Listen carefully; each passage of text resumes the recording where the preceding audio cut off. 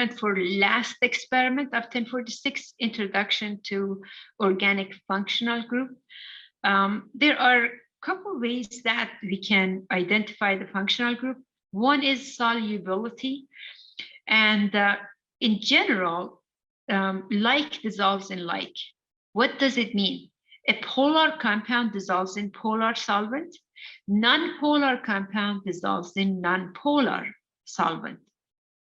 Now, when it comes to organic compounds, of course, you are going to read the experiment as well as watching the pre-lab discussions, and then you go to the experiment. We have different type of functional groups. We could have hydrocarbon, which is just carbon and hydrogen. And even hydrocarbon, you could have alkane, alkene, alkyne, aromatic compounds. Then you have compounds that they contain oxygen, like aldehydes, ketone, carboxylic acids. Then you have compounds that they contain nitrogen, like amides, like amines.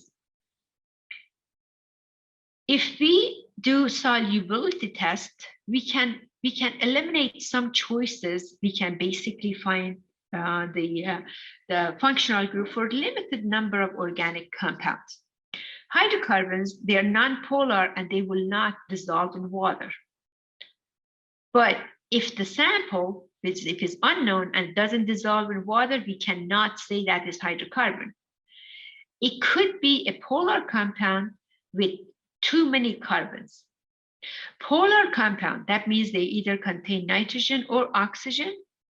They are soluble in water if they have 5 carbon or less than 5 carbon. The cutoff is like 5 carbon. If it's a polar compound, but it has more than 5 carbon, it's not going to dissolve in water either. But if the compound dissolves in water, that means it's polar, and it can make the water acidic or basic. If the compound dissolves in water and it makes it a pH low pH or acidic pH, that means we have carboxylic acid. If compound dissolves in water and it makes the solution basic, then means that we have amines, because amines are basic. Carboxylic acids are acidic. We don't study, in 1046, we don't study about phenols, but phenols are also acidic. We are just worried about carboxylic acid, amines, alcohols, and unsaturated compounds. Just few functional group as an introduction. As I said, the size of the molecule also affects the solubility. So small polar molecules of 5 carbon or less, they're going to dissolve in water, but large molecules more than 5 carbon, they are insoluble in water. Now, let's say you have a compound that did not dissolve in water. It might dissolve in HCl. If it dissolves in HCl, what does it mean? HCl is acid. Your compound must have been basic. And if it's basic, so it must be amine.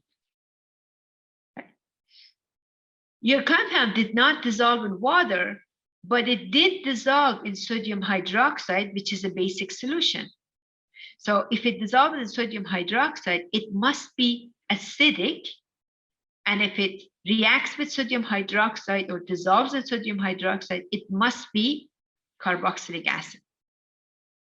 So if the compound is amine, it would dissolve in HCl.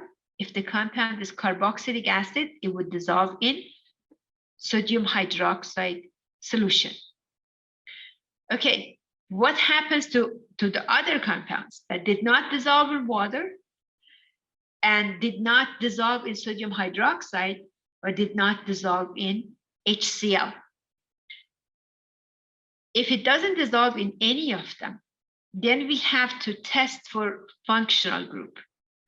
The reagents that we are using, again, limited number of reagents that we are using for functional group. One is steric nitrate. Steric nitrate tests for alcohols.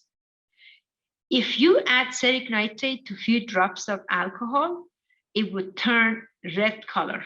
So if you have an unknown that is going to give red color with cetic nitrate, that means that sample is alcohol. When you watch the video for experiment, I do known and unknown sample.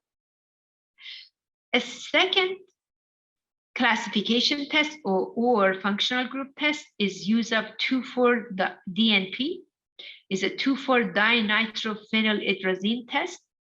This compound with aldehydes and ketones generate a yellow color precipitate, a yellow to orange red color precipitate. So if you see this, it means with the 2,4-dinitro, it means your compound must have been aldehyde or ketone. First, test for alcohol always, because we don't want to use alcohol and test for 2,4-dinitro because it can oxidize and it can give false test. So if it's not alcohol, then you use the 2,4-dinitro. The last test that we are doing for functional group is bromine test. Bromine reacts with carbon-carbon double bond and saturates the compound, breaks the pi bond, adds sigma bonds, or double bond changes to single bond. Bromine is a reddish color. When it reacts with double bond, that red color would disappear.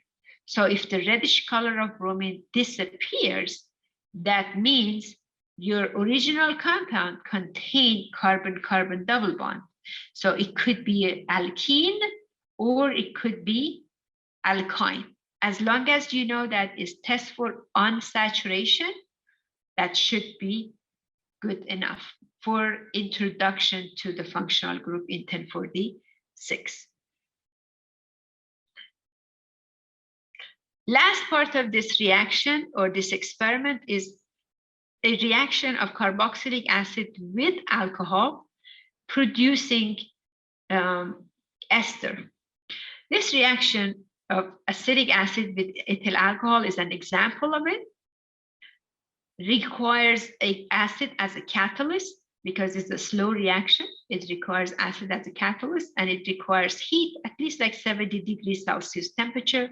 So you mix the acid with the alcohol, you heat up for 5 to 10 minutes in hot water, and ester is going to form. Esters, they are organic compounds, but they have fruity flavor. And if you, for example, use like a benzoic acid, which is used in this experiment, with methanol,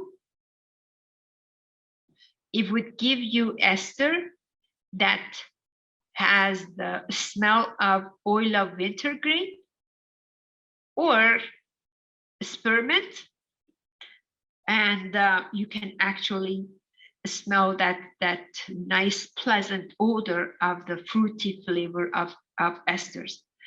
So you can make like a cherry flavor, strawberry flavor, banana flavor, but you have to change the different alcohol or use different